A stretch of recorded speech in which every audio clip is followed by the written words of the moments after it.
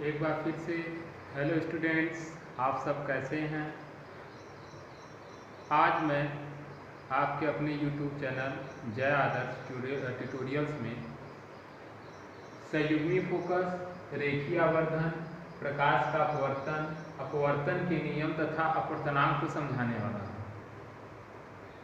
दोस्तों, सबसे पहले हम लोग स्टार्ट करेंगे संयुग्मी फोकस क्या होता है। संयुग्मी फोकस की परिभाषा ये है, किसी वस्तु का प्रतिबिंब जिस बिंदु पर बन रहा है, यदि बनने वाले प्रतिबिंब के स्थान पर वस्तु को रख दिया जाए और वस्तु का प्रतिबिंब पुनः प्रारंभिक स्थिति पर बनने लगे तो इसी को संयुग्मी फोकस कहते हैं। और दोस्तों, संयुग्मी फोकस सिर्फ अवतल दर्पण में पाया जाता है, उत्तल दर्पण में नहीं पाया जाता है। संयुग्मी फोकस को कॉन्जुगेट फोकस भी कहा जाता है। कॉन्जुगेट फोकस क्या कहा जाता है? कॉन्जुगेट फोकस कहा जाता है। देखिए, जैसे ये मान लीजिए अवतल दर्पण है, ये अवतल दर्पण है। अवतल दर्पण पर स्थित ये बिंदु P है, जिसे हम लोग ध्रुव कहते हैं। एक लाइन ऐसे खींच दी जाए तो ये आपके दर्पण का मुख्य अक्ष क्या है? दर्पण का मुख्य अक्ष है। ध्रुव के बाद वक्रता केंद्र C लेना होगा, ये इसका क्या है? फोकस है। अब देखिए, जैसे मान लीजिए अवतल दर्पण के सामने वस्तु AB रखी है और इस वस्तु AB का प्रतिबिंब हम बना रहे हैं। किरण आरेख खींचने के नियम के अनुसार मुख्य अक्ष के समांतर किरण BD आई है, जो कि आपतित किरण है, परावर्तन के पश्चात फोकस से जाती है, तो ये फोकस F से होकर चली गई। एक किरण आरेख हो गया। दूसरा नियम है, वक्रता केंद्र C से जाने वाली प्रकाशिक किरणें उसी मार्ग पर वापस लौट जाती हैं। ये हमारा दूसरा किरण आरेख हो गया। और हर एक नियम का एक ही नियम से सब बना हुआ है, आपतन कोण बराबर परावर्तन कोण। तो जैसे मान लीजिए एक किरण हम यहाँ से ऐसे डैश डैश करके लाएं, यहाँ मिला दें, तो आपतन कोण ये आई है, तो परावर्तन कोण R बनाते हुए ये भी यहीं पर आकर के ऐसे काट देती है। तो इसका मतलब हुआ कि वस्तु AB का प्रतिबिंब में कहाँ प्राप्त हुआ? A dash B dash. ये B वाला पॉइंट है, B डैश, क्योंकि अवतल दर्पण में वास्तविक प्रतिबिंब उल्टा बनता है, इसलिए B ऊपर है तो नीचे में क्या रखा हूँ? B dash. और A के सामने यहाँ पर क्या रहेगा? A dash. तो A डैश B डैश वस्तु का वास्तविक उल्टा प्रतिबिंब में प्राप्त हो गया। तो संयुग्मी फोकस समझाने का मतलब यही है कि वस्तु AB का प्रतिबिंब A डैश से बन रहा था। अब इसी वस्तु AB को अगर हम लाकर ऐसे उल्टा A डैश B डैश की जगह रख दें, तो जब वस्तु यहाँ आ जाएगा, इसका प्रतिबिंब जो A डैश B डैश है वो यहाँ पर बनने लगेगा। इसी दोनों बिंदु A तथा A डैश को संयुग्मी फोकस कहा जाता है। ठीक है। और संयुग्मी फोकस सिर्फ अवतल दर्पण या कॉन्केव मिरर में ही प्राप्त हो सकता है, ये उत्तल दर्पण या कन्वेक्स मिरर में कभी प्राप्त नहीं हो सकता है। चलिए, अगला टॉपिक हम लोग को समझना है दोस्तों, रेखीय आवर्धन। क्या समझना है? रेखीय आवर्धन समझना है, जिसे हम लोग लीनियर मैग्निफिकेशन क्या कहते हैं? Linear magnification. लीनियर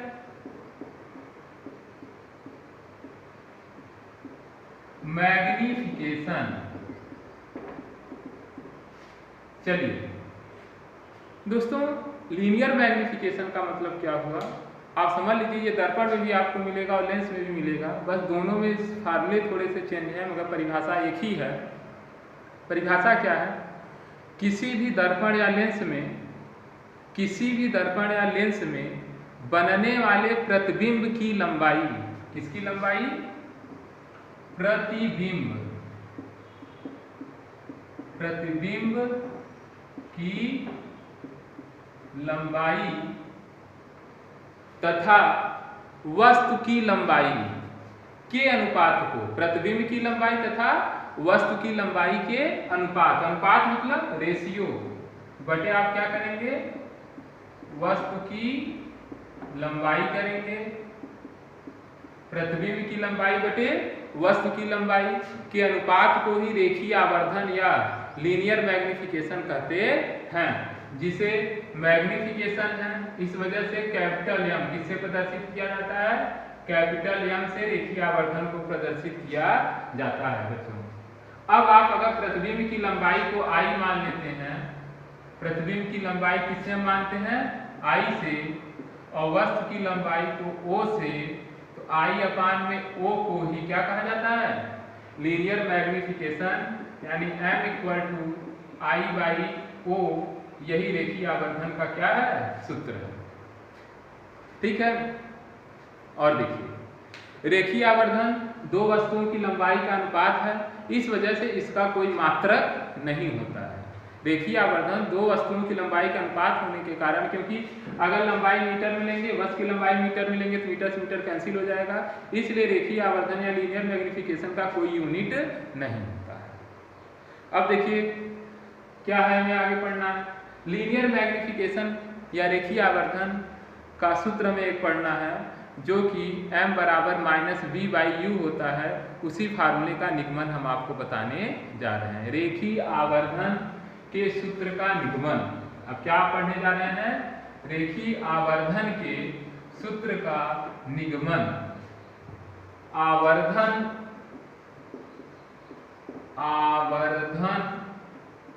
के सूत्र का निगमन। जल्दी से हम फिगर बना देते हैं एक बार फिर से, अभी बनाए थे।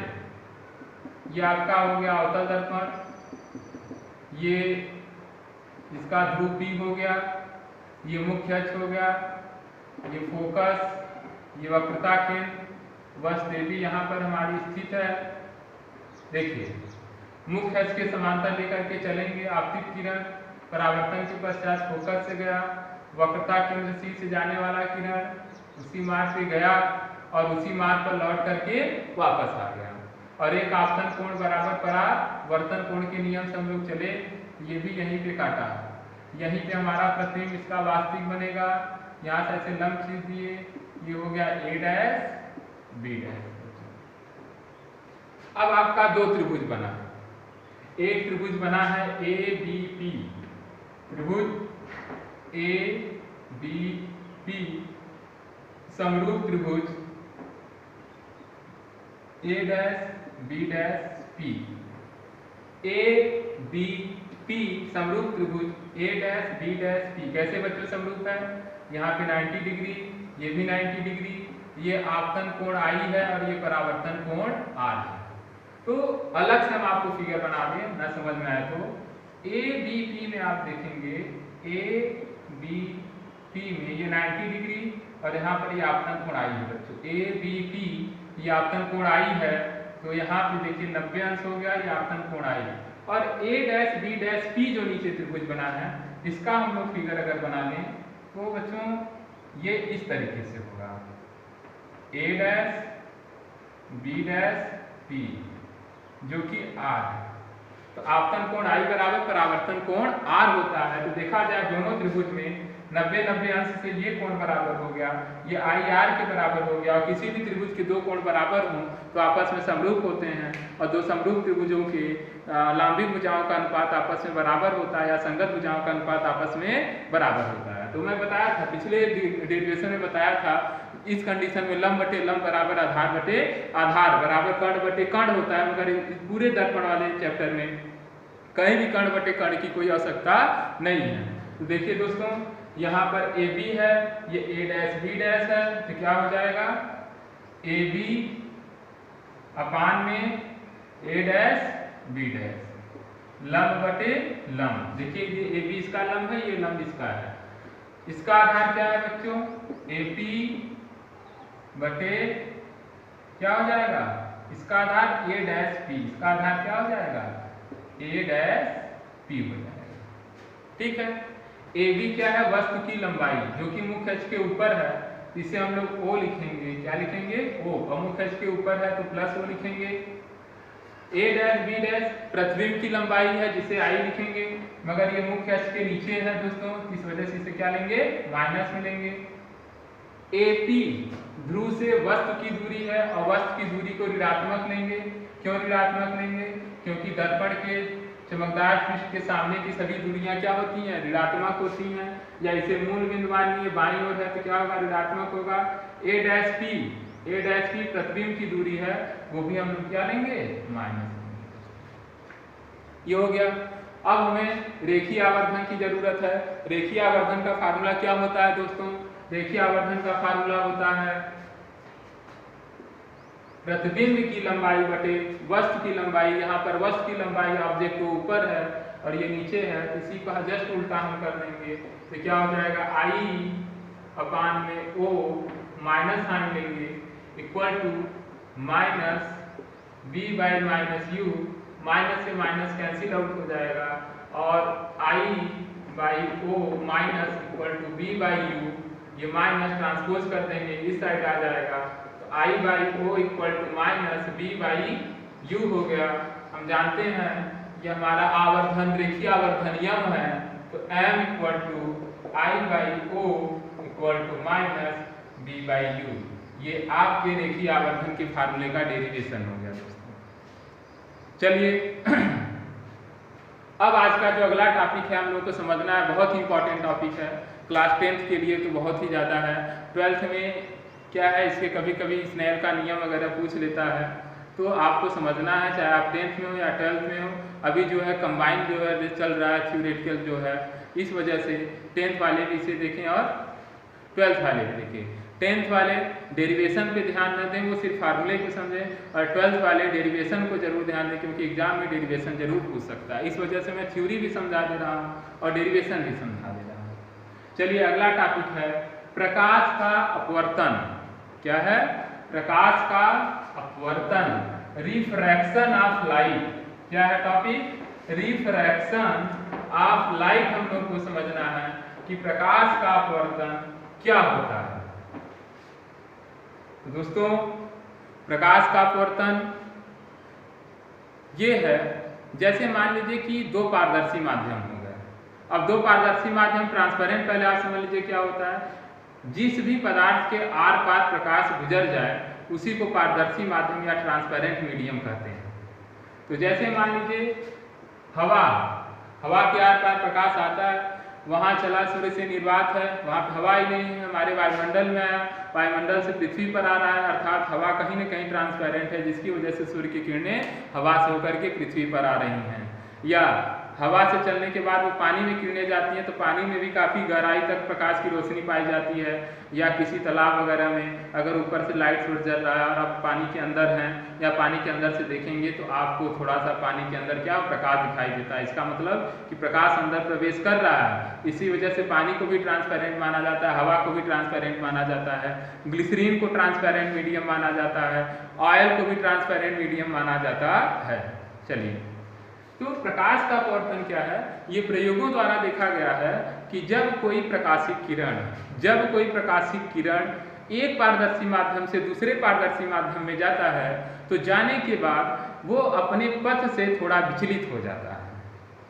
फिर से सुन लीजिए, जब कोई प्रकाशिक किरण एक पारदर्शी माध्यम से दूसरे पारदर्शी माध्यम में जाता है तो प्रकाश की चाल तथा दिशा में परिवर्तन होता है, जिसके कारण वो अपने पथ से थोड़ा विचलित हो जाता है।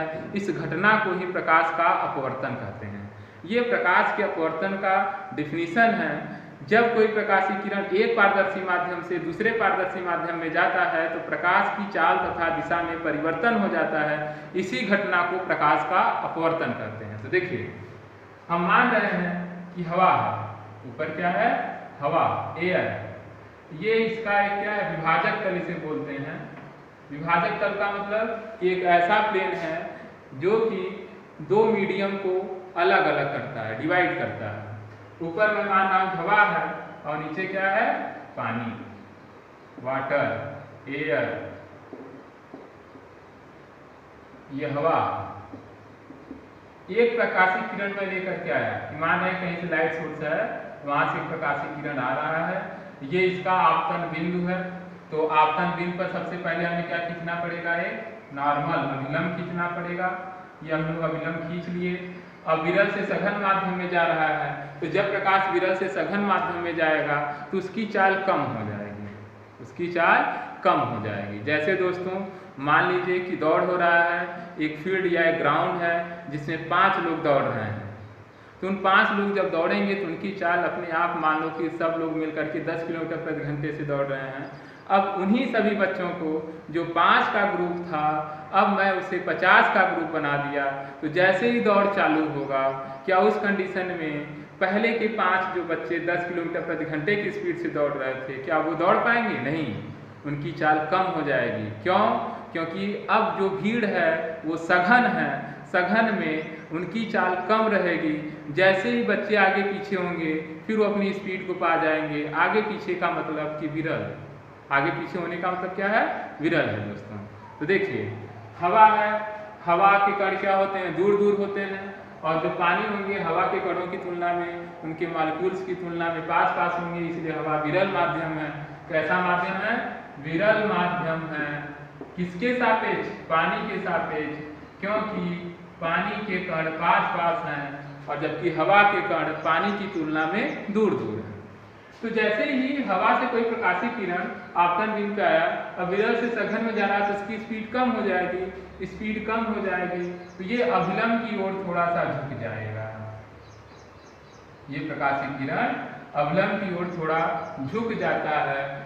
आपतित किरण तथा अभिलंब के बीच बने कोण को आपतन कोण कहते हैं, और अपवर्तित किरण तथा अभिलंब के बीच बने कोण को अपवर्तन कोण कहते हैं दोस्तों। इसे अब परावर्तन कोण नहीं कहेंगे, अपवर्तन कोण कहेंगे, या एंगल ऑफ रिफ्रैक्शन। ये एंगल ऑफ इंसिडेंट है और ये एंगल ऑफ रिफ्रैक्शन है, जबकि परावर्तन में इसे एंगल ऑफ रिफ्लेक्शन कहा जाता था। चलिए तो क्या हुआ, ये आपतन कोण आई, ये अपवर्तन कोण आर हो गया। ठीक है, ये जब प्रकाशीय किरण हवा से सघन में यानी विरल से किस में जा रहा था? सघन में जा रहा था दोस्तों। इसी का अगर हम उल्टा कर दें, यानी प्रकाश जो है अब वो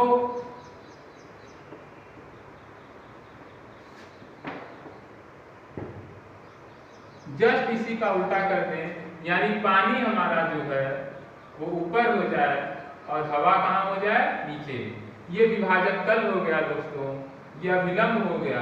अब अगर हम आपतित किरण को लाते हैं तो ये अभिलंब की ओर नहीं झुकेगा, यानी दौड़ अब स्टार्ट हो रही है, 25-50 लोग दौड़ रहे हैं, तो जब वो दौड़ेंगे तो सघन माध्यम है, मगर कुछ समय पश्चात सबकी स्पीड बढ़ जाएगी क्योंकि उनके बीच की दूरी बढ़ जाएगी, विरल माध्यम में जाएंगे, तो अब ये अभिलंब की ओर नहीं झुकेगा बल्कि कहाँ चला जाएगा? अभिलंब से दूर चला जाएगा दोस्तों। देखिए ये इसका प्रारंभिक पथ है, डैश में कर दे रहा हूं। ये बता रहा है कि अगर पानी पानी पानी होता ये सीधा ऐसे जाता, मगर पानी के बाद हवा होने के कारण ये थोड़ा सा क्या हो गया? अभिलंब से दूर हो गया दोस्तों। और ये मैं इसे बढ़ा दूं, ये भी डैश डैश डैश का मतलब कि अगर हवा हवा हवा होता पूरा यहाँ से यहाँ तक, ये सीधा जाता, मगर हवा से ये पानी सघन माध्यम में गया तो अभिलंब की ओर झुक गया दोस्तों। ठीक है, इसी में एक टर्म आता है स्टूडेंट्स, वो क्या आता है? विचलन कोण। क्या आता है? विचलन कोण क्या होता है? तो देखिए विचलन कोण का परिभाषा क्या है? अपवर्तित किरण, ध्यान से समझिए, अपवर्तित किरण का प्रारंभिक किरण के साथ जो कोण बनता है उसे विचलन कोण कहते हैं। ये हमारा अपवर्तित किरण है, ये हमारा प्रारंभिक किरण है। तो देखा जाए अपवर्तित किरण प्रारंभिक किरण से ये इतना डिग्री क्या हो गया है? मुड़ गया है, इसी को विचलन कोण कहते हैं या डेवायम कहते हैं। क्या कहते हैं? डेवायम या एंगल ऑफ डेविएशन। क्या कहा जाता है? एंगल ऑफ डेविएशन कहा जाता है। और एंगल ऑफ डेविएशन की जो वैल्यू होती है वो होती है डेवायम equal to I minus R, यानी आपतन कोण माइनस अपवर्तन कोण। किस कंडीशन में? जब यह सघन से विरल में जाता है। सॉरी, मिस्टेक हो गया।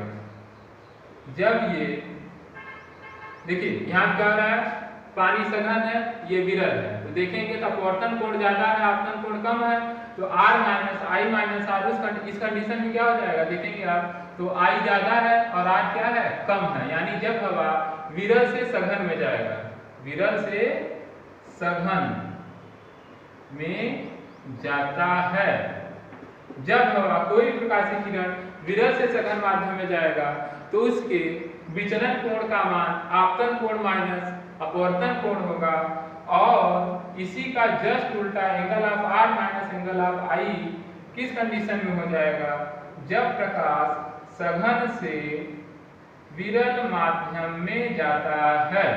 क्यों? क्योंकि जब ये सघन से विरल में जाएगा दोस्तों, देख लीजिए सघन से विरल में जाने पर 100% अपवर्तन कोण का मान, ये देखिए पूरा अपवर्तन कोण है, क्योंकि ये अपवर्तित किरण या विलंब इसके बीच बना कोण ये हमारा अपवर्तन कोण है। तो सघन से विरल में जाएगा तो 100% अपवर्तन कोण का मान आपतन कोण से ज्यादा होगा, इसलिए एंगल ऑफ डेविएशन क्या होगा, angle of refraction minus angle of incident. और जब ये प्रकाशीय किरण विरल से सघन में जाएगा तो जो एंगल ऑफ रिफ्लेक्शन होगा वो angle of incident minus angle of refraction हो जाएगा। ठीक है, आशा करता हूँ आप लोगों को समझ में आएगा। अब देखिए दोस्तों, प्रकाश का अपवर्तन ये हो गया। कोई आपसे पूछे कि आखिर प्रकाश अपने पथ से विचलित क्यों होता है, तो एक ही जवाब आप देंगे कि एक माध्यम से दूसरे माध्यम में जाने पर प्रकाश की चाल परिवर्तित होती है, जिसके कारण उसका तरंग दैर्घ्य परिवर्तित होता है, जिसके कारण उसका गमन पथ परिवर्तित होता है, और इसी गमन पथ के कारण वह अपने पथ से विचलित हो जाता है दोस्तों। और एक विशेषकर प्रतियोगी परीक्षाओं में क्वेश्चन पूछा जाता है कि अपवर्तन में क्या परिवर्तित नहीं होता है। तो दोस्तों याद रखिए, अपवर्तन में प्रकाश की चाल बदल जाती है, अपवर्तन में प्रकाश की तरंग दैर्घ्य बदल जाती है, मगर अपवर्तन में कभी भी प्रकाश की आवृत्ति नहीं बदलती है। चाहे अपवर्तन हो चाहे परावर्तन हो, प्रकाश की आवृत्ति कभी नहीं बदलती है दोस्तों। आज के वीडियो के लिए धन्यवाद। घर पे रहिए, सुरक्षित रहिए और पढ़ाई पर विशेष कर ध्यान दीजिए। जो भी दिक्कत हो कमेंट बॉक्स में आप बता देंगे तो उसका मैं नए वीडियो में निस्तारण कर दूंगा। धन्यवाद एक बार फिर से।